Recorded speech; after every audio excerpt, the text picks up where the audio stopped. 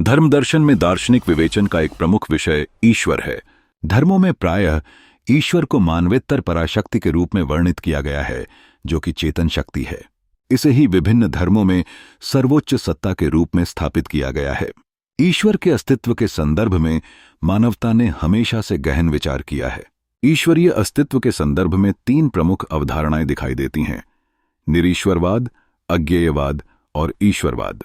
ये तीनों धाराएं न केवल दार्शनिक दृष्टिकोण प्रस्तुत करती हैं, बल्कि मानव अस्तित्व और विश्व की धारणा को समझने में भी मदद करती हैं। धर्म दर्शन में इस ईश्वर के संदर्भ में विभिन्न पक्षों की तर्कसंगत विवेचना की जाती है। इसे हम निम्नलिखित पक्षों में बांटकर देख सकते हैं।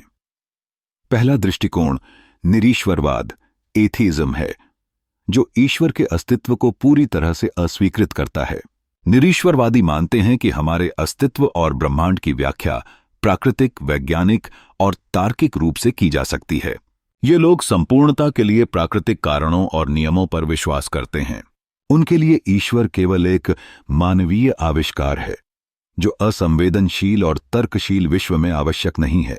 उन लोगों के लिए जीवन का अर्थ और उद्देश्य ज्ञान, शिक्षा और मानवता की सेवा में निहित है। निरीश्वरवाद ईश्वर में विश्वास का विरोध करता है। इस रूप में यह ईश्वरवाद का पूर्ण विरोधी सिद्धांत है।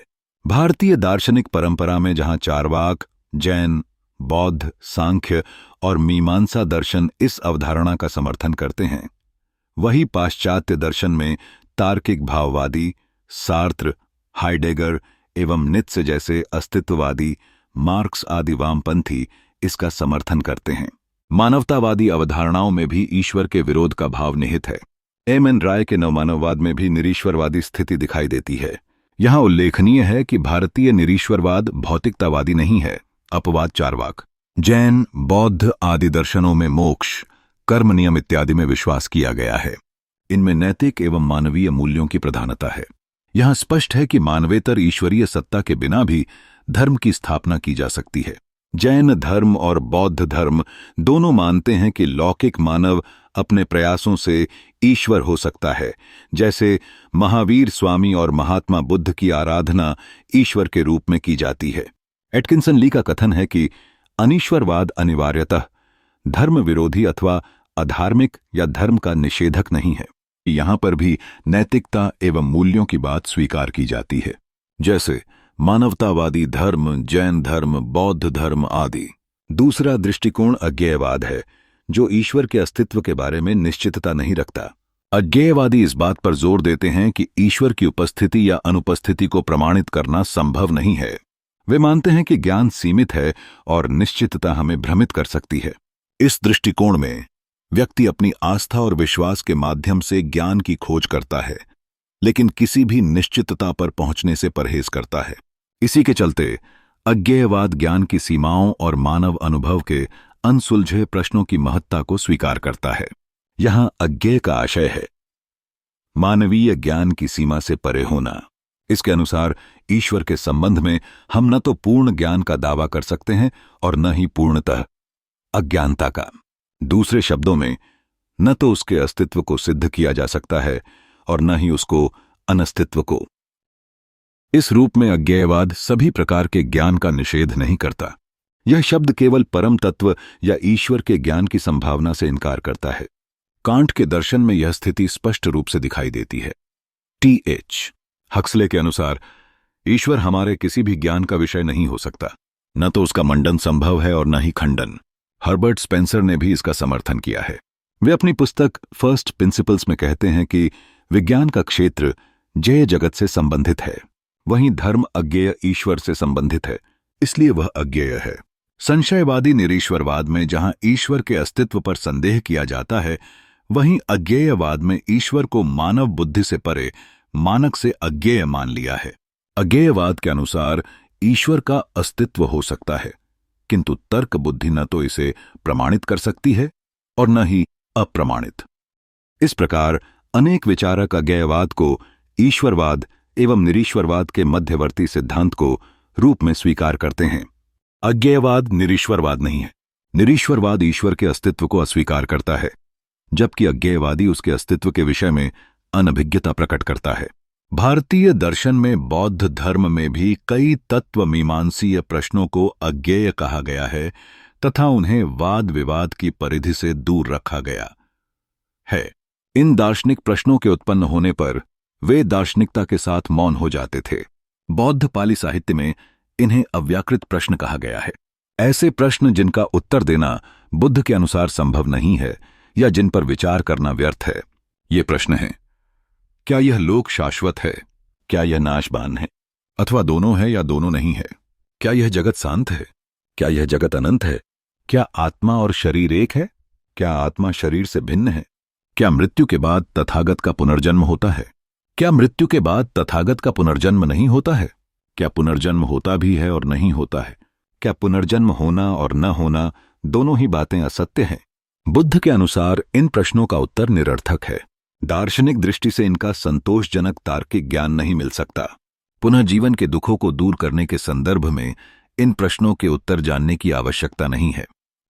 तीसरा दृष्टिकोण ईश्वरवाद है, जो ईश्वर के अस्तित्व को स्वीकार करता है। ईश्वरवादी ईश्वर को एक सजीव और पूर्णतः चेतन सत्ता मानते हैं जो इस सृष्टि के पीछे प्रमुख कारण है।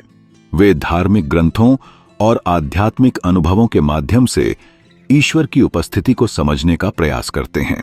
उनके लिए विश्वास, भक्ति और धार्मिक अनुभव जीवन की महत्वपूर्ण धुरी हैं।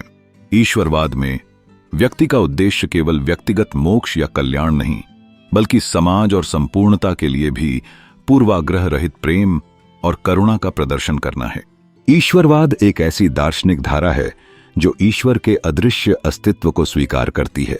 यह विचारधारा व्यक्ति को सृजन और सृष्टि के गहरे अर्थों की ओर ले जाती है।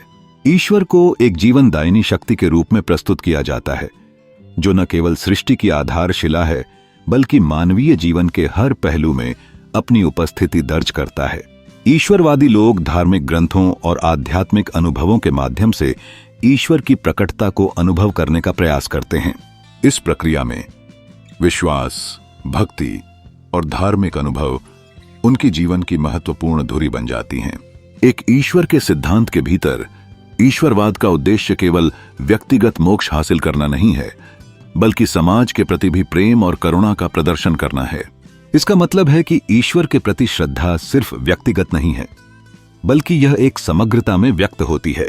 सामाजिक कल्याण के लिए ईश्वर के प्रति आस्था और भक्ति का भाव एक प्रेरक तत्व है, जो व्यक्तियों को स्वयं से परे सोचने और दूसरों के प्रति संवेदनशील बनाने की दिशा में ले जाता है। ईश्वरवादी ऐसे मूल्यों को अपनाते हैं जो मानवता की भलाई के लिए महत्वपूर्ण हैं। इन तीन प्रमुख अवधारणाओं निरीश्वरवाद, अज्ञेयवाद, ईश्वरवाद के विचार हमें मानवता के गहरे चिंतन की ओर ले जाते हैं।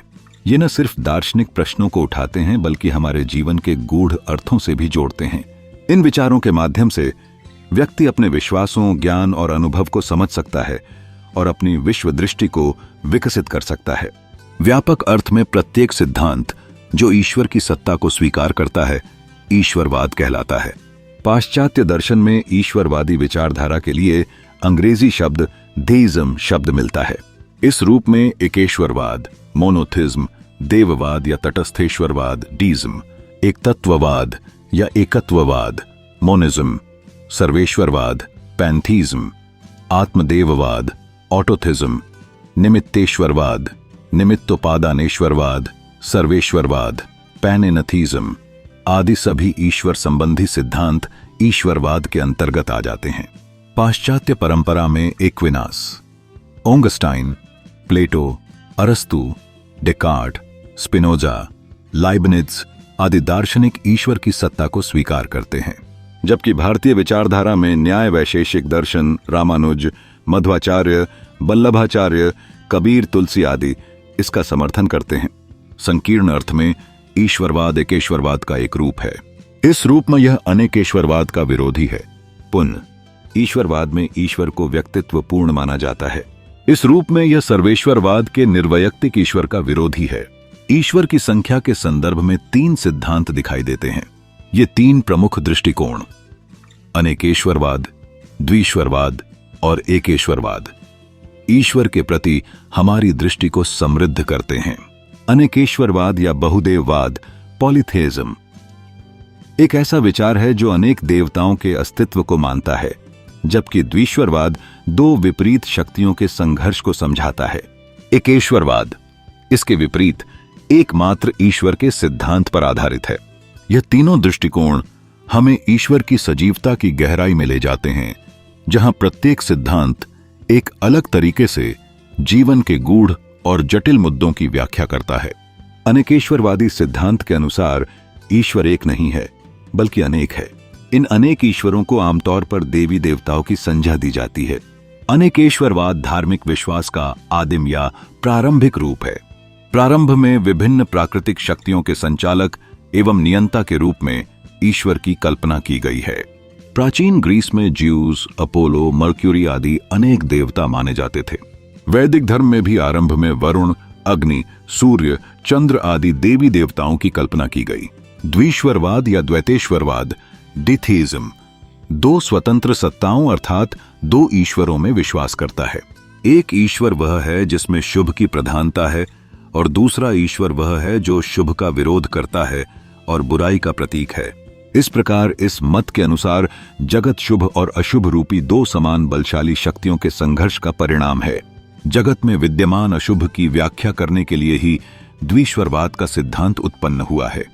एकेश्वरवाद को मानने पर जगत में विद्यमान अशुभ की संगत व्याख्या नहीं हो पाती, जबकि दो ईश्वर को मानने से संसार में विद्यमान शुभ अशुभ, सुख दुख, अच्छाई बुराई इत्यादि की व्याख्या आसानी से हो जाती है।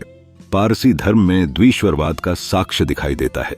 यहां दो शक्तियों की कल्पना की गई है, अहुर मजदाह जो कि संसार में शुभ और पूर्णता लाने का प्रयास करता है, और अहिरिमन यह जगत में विद्यमान अशुभ और दुख हेतु उत्तरदायी है। इन दोनों में संघर्ष होता है, इसलिए जगत में कभी शुभ होता है तो कभी अशुभ। परंतु पारसी धर्म यह मानता है कि एक दिन ऐसा आएगा कि अहुर मजदाह की विजय होगा और अंततः अहिरिमन का नाश होगा। एकेश्वरवाद मोनोथेइज्म एक ईश्वर की सत्ता में विश्वास करता है। एकेश्वरवाद के अनुसार ईश्वर असीम और पूर्ण है और पूर्णतः उसी पर आश्रित है। यह अवधारणा धार्मिक विश्वास के विकसित स्तर को इंगित करती है। ईसाई धर्म, इस्लाम धर्म आदि एकेश्वरवादी धर्म हैं। मनुष्य का ईश्वर में विश्वास उतना ही पुराना है जितना कि उसका इस संसार से संबंध है।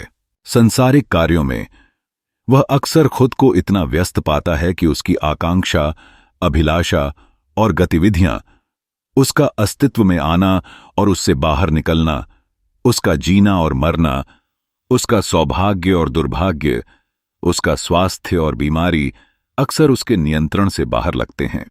प्रकृति में होने वाली घटनाएं जैसे बारिश, हवा, बाढ़, अकाल, भूकंप और बदलते मौसम भी उलझन वाले और रहस्यमय लगते हैं। इन परिघटनाओं से यह विश्वास पैदा होता है कि मनुष्य इन सब के सामने बहुत छोटा और असहाय है। वह एक ऐसी शक्ति में विश्वास करने लगता है जो न केवल उसके भाग्य को नियंत्रित करती है, बल्कि बड़े पैमाने पर दुनिया को भी नियंत्रित करती है। मनुष्य का ईश्वर में विश्वास उसकी अस्तित्व की सबसे गहरी अनुभूति है। यह विश्वास उसके जीवन के विभिन्न पहलुओं से जुड़ा हुआ है, जिसमें उसके कार्य, आकांक्षाएं और प्राकृतिक घटनाएं शामिल हैं। सांसारिक जीवन की जटिलताओं में उलझा मनुष्य अक्सर अपने आप को असहाय महसूस करता है। उसके सामने उठने वाली दुर्बलताएं जैसे स्वास्थ्य संबंधी समस्याएं, भाग्य का अनिश्चित खेल या प्रकृति के कहर उसे किसी बाहरी शक्ति के अस्तित्व का आभास कराते हैं। यह सोच उसे यह विश्वास दिलाने लगती है कि कुछ तो है जो उसके जीवन को नियंत्रित करता है।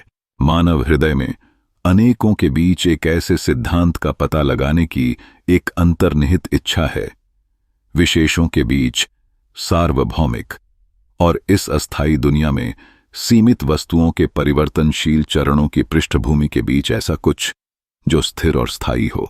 मनुष्य के मन में किसी उच्च दैवीय शक्ति या ईश्वर के अस्तित्व से संबंधित अनेक प्रश्न आते हैं।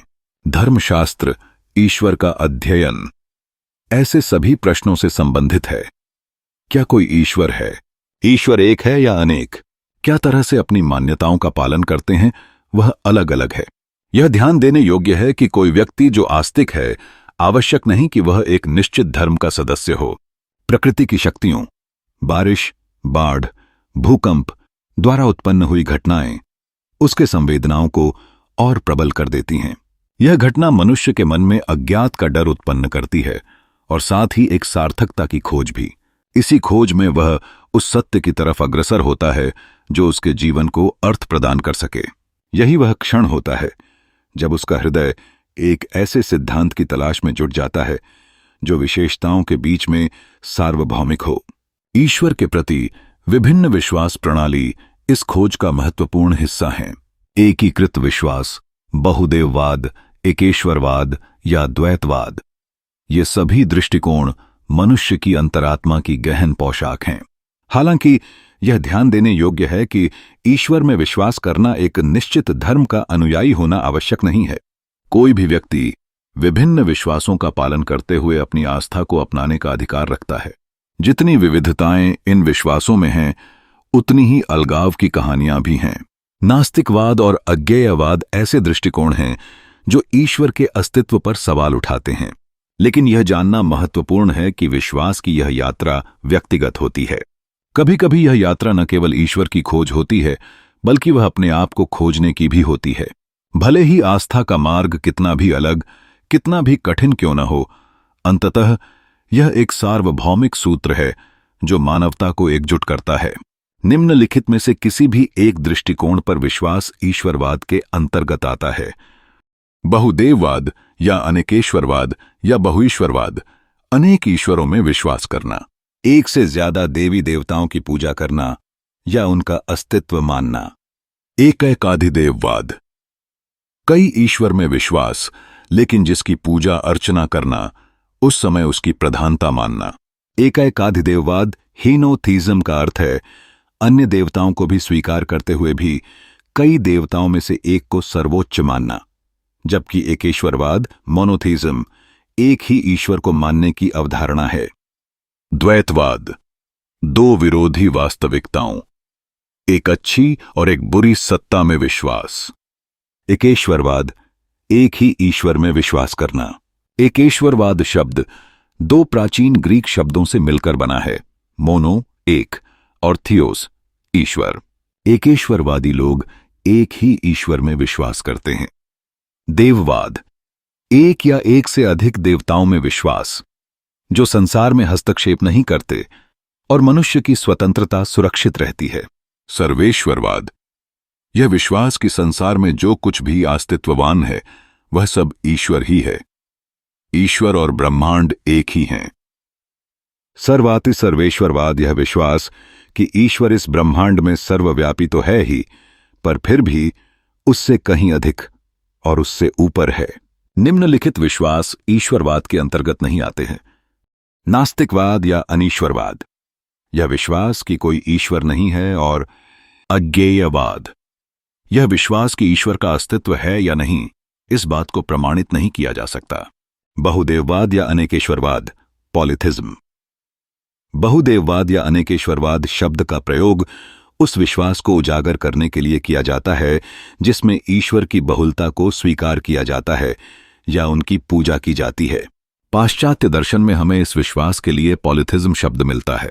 पॉलीथीज्म ग्रीक शब्द पॉली से बना है, जिसका अर्थ है कई, और थियोस, जिसका अर्थ है ईश्वर। एक अनेकेश्वरवादी व्यवस्था में किसी भी विशिष्ट ईश्वर को पूरी तरह से अलग और असंबंधित समझने के बजाय एक सुसंगत देव समूह के सदस्य के, जिसे पैनेथियन कहा जाता है। आमतौर पर प्रत्येक देव मानवता के किसी विशेष पहलू का प्रतिनिधित्व करता है। इस प्रकार भूमि की उर्वरता, नदियों, स्वास्थ्य, क्रोध, सूर्य, वनस्पति, जीवन और मृत्यु के देवता हैं।